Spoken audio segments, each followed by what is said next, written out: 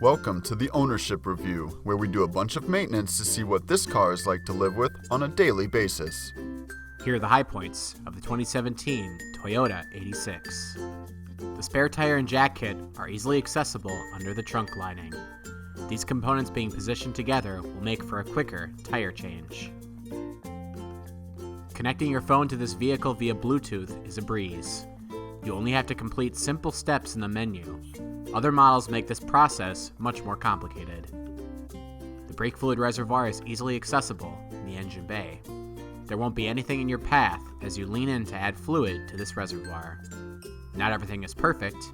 Here are the pain points. The parking light is difficult to access. You must use many tools to pry back the wheel well lining, and this lining is tight to the vehicle and can be difficult to pry back.